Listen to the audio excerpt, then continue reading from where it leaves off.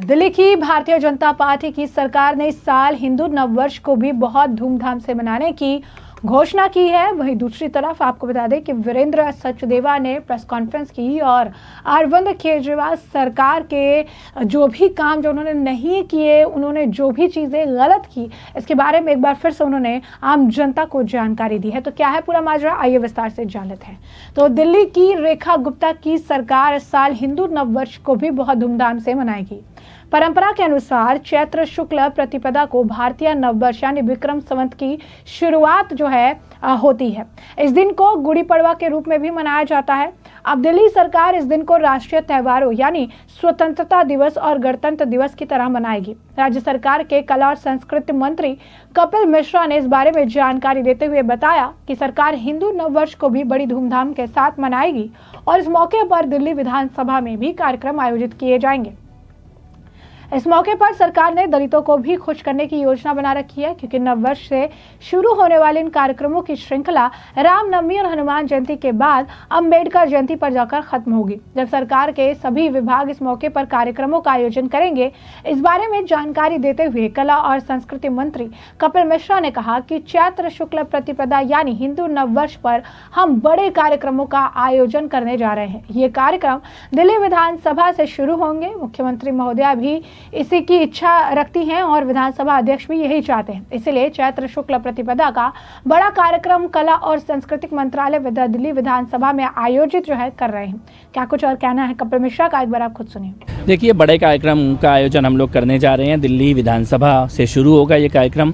मुख्यमंत्री महोदया का भी यही इच्छा थी और उनका मानना था, विधानसभा अध्यक्ष भी यही चाहते हैं। तो कला एवं संस्कृति मंत्रालय बड़ा कार्यक्रम दिल्ली विधानसभा में आयोजित कर रहा है चैत्र शुक्ल प्रतिपदा का। कैलाश खेर जी को हमने बुलाया है। हजारों दिल्ली के नागरिकों के बीच में बड़ा उत्सव, जैसे दिवाली पे 15 अगस्त 26 जनवरी पे विधानसभा सजती है, उसी प्रकार से सजाकर एक अच्छा उत्सव हम लोग हिंदू नववर्ष का दिल्ली की विधानसभा में दिल्ली सरकार द्वारा मनाया जाएगा। और इसके साथ साथ रामनवमी और हनुमान जयंती के उत्सव भी कला एवं संस्कृति मंत्रालय के द्वारा इनका आयोजित किया जाएगा। और ये सभी कार्यक्रमों की जो श्रृंखला है ये अंबेडकर जयंती पर जाकर पूर्ण होगी, जब दिल्ली सरकार के सभी विभाग अंबेडकर जयंती के कार्यक्रमों का आयोजन करेंगे।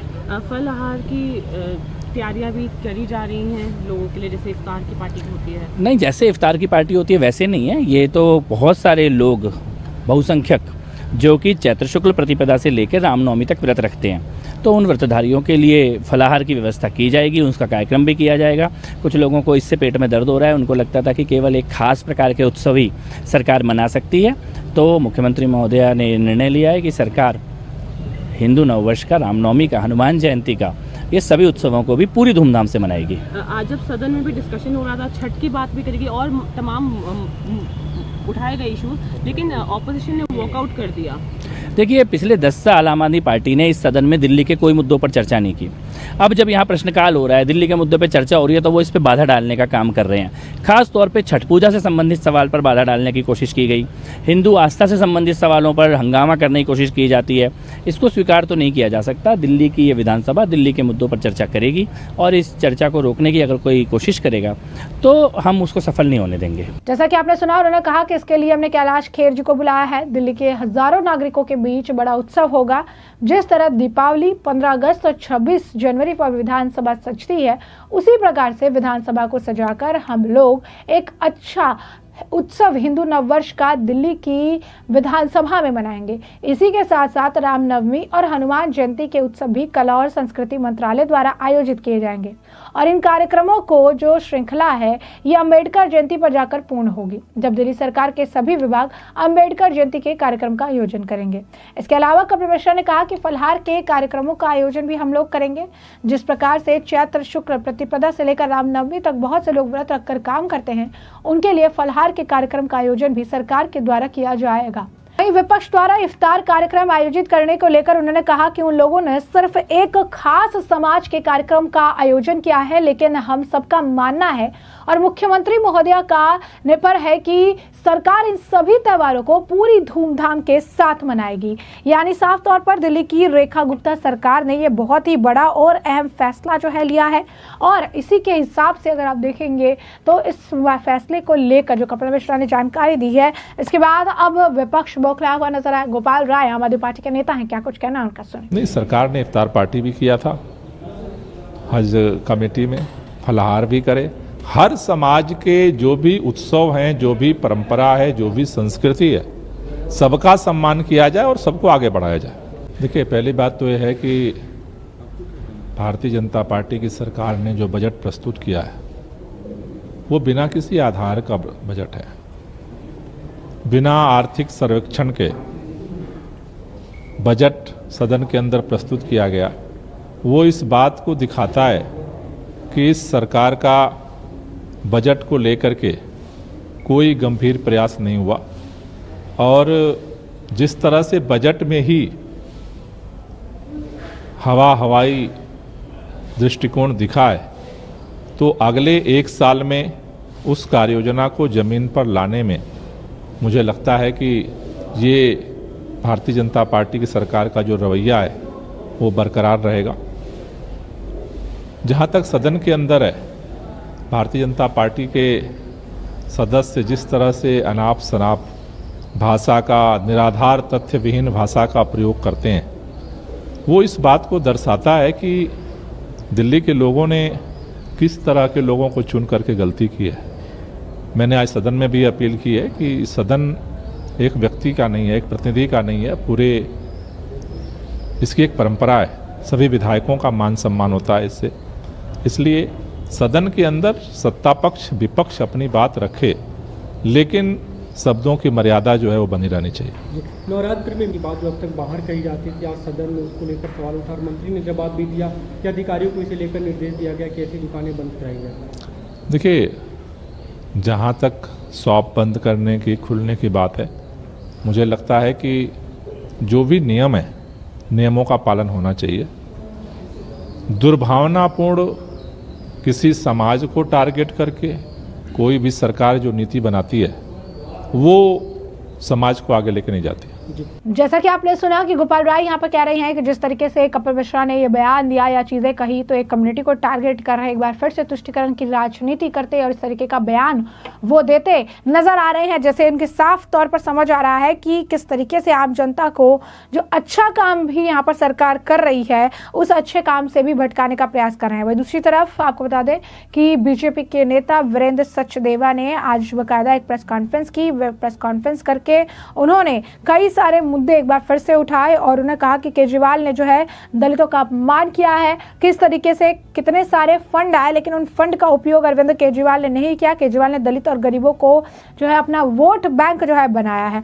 आपको बता दें कि बजट आवंटन से दलितों को राजनीतिक रूप से आकर्षित किया गया है, वास्तविक रूप से दलितों को केजरीवाल से केवल धोखा मिला है। उन्होंने कहा कि केजरीवाल ने दलित और गरीबों का वोट बैंक जो है बनाया हुआ था। दलित प्रतिभा योजना बजट में 70 करोड़ रुपए जो है आवंटित किए गए थे लेकिन एक भी पैसा खर्च नहीं हुआ। केजरीवाल ने विद्यार्थी प्रतिभा योजना के अंतर्गत 461 करोड़ आवंटित किए गए थे लेकिन खर्च मात्र 32 करोड़ के आसपास हुआ है। यानी साफ तौर पर जो केजरीवाल कहते थे कि सरकार हमें पैसे नहीं दे रही है, बजट हमें नहीं मिल रहा, हमें पैसे नहीं मिल रहा, हम आपके लिए काम नहीं कर पा रहे, सरकार हमारा काम रोकना चाहती है। दरअसल उनके पास पैसे अवेलेबल होने के बावजूद भी उन्होंने आम जनता के लिए काम नहीं करवाए थे। क्या कुछ और कहना है उनका, सुनिए। अरविंद केजरीवाल के काले कारनामों की फेहरिस्त बहुत लंबी है।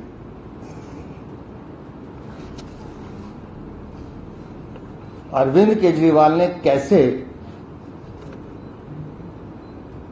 दलित वर्ग, गरीब और पिछड़ा वर्ग उनको धोखा देने का काम किया है, उनकी पीठ पे छुरा घोंपने का काम किया है, उसके तथ्य हम आपके सामने रख रहे हैं। अपने कार्यकाल में अरविंद केजरीवाल ने दलितों के लिए, गरीबों के लिए जितनी योजनाओं की घोषणा की है, जय भीम, मुख्यमंत्री प्रतिभा विकास योजना,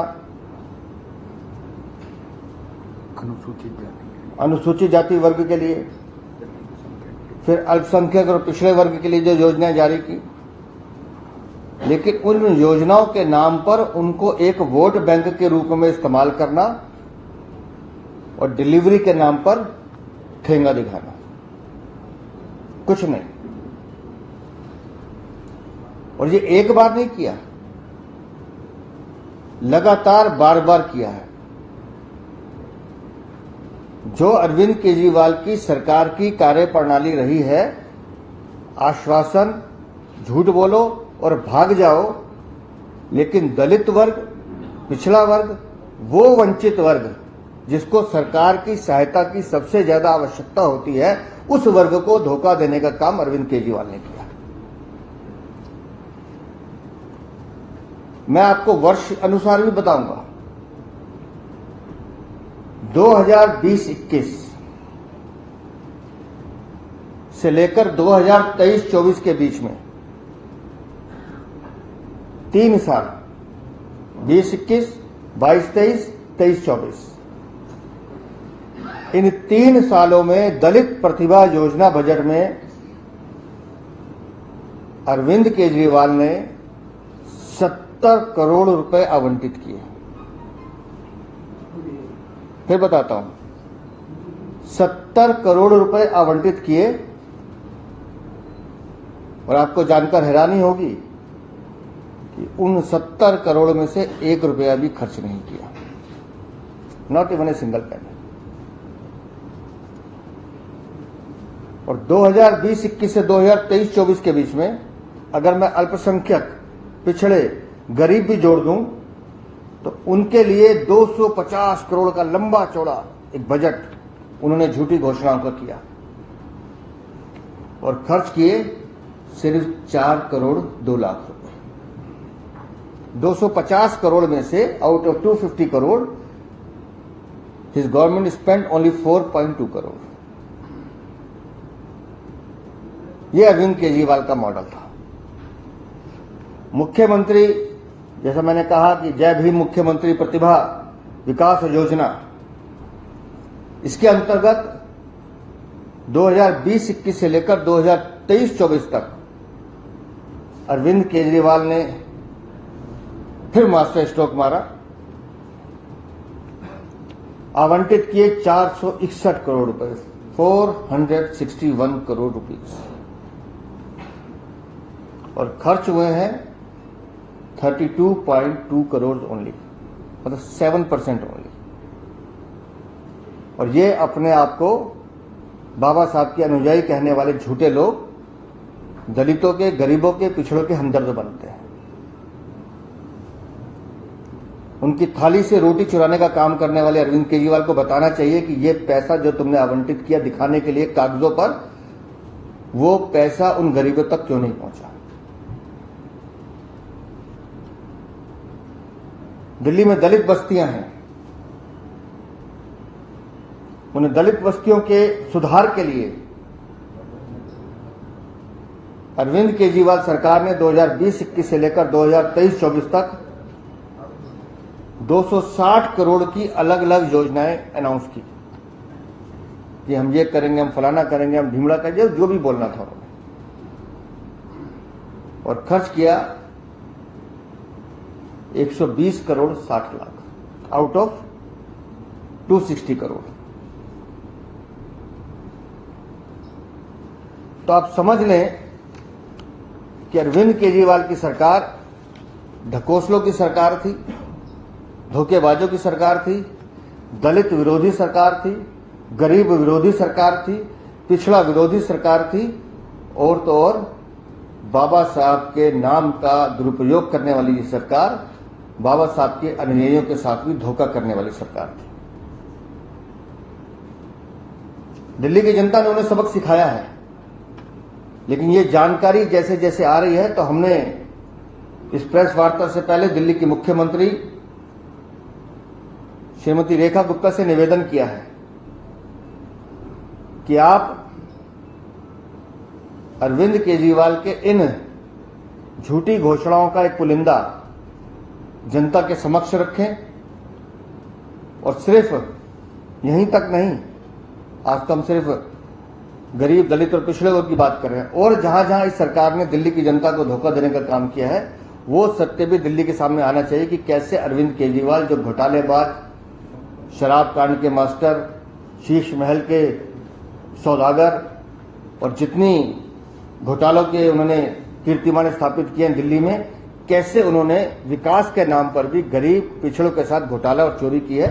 इसकी हमने मुख्यमंत्री से मांग भी की है। जैसा कि आपने साफ तौर पर इनका भी बयान सुना है, तो उन्होंने अरविंद केजरीवाल की पोल खोल कर रख दी है और लगातार जो है इस मामले पर हमने आपको जो है अपडेट दिया है कि किस तरीके से अरविंद केजरीवाल एक तरफ जो है बेनकाब हो रहे हैं, तो दूसरी तरफ एक बहुत अच्छी पहल एक बार फिर से दिल्ली की रेखा गुप्ता सरकार द्वारा दिया गया है। नववर्ष, हिंदू नववर्ष को इस बार बहुत ही बेहतरीन तरीके से मनाया जाएगा, इसकी जानकारी खुद कपिल मिश्रा ने दी है। और ऐसे में अब इस पूरे मामले पर आपकी भी जो राय हो कमेंट सेक्शन में कमेंट करके जरूर से जरूर साझा करिएगा। धन्यवाद।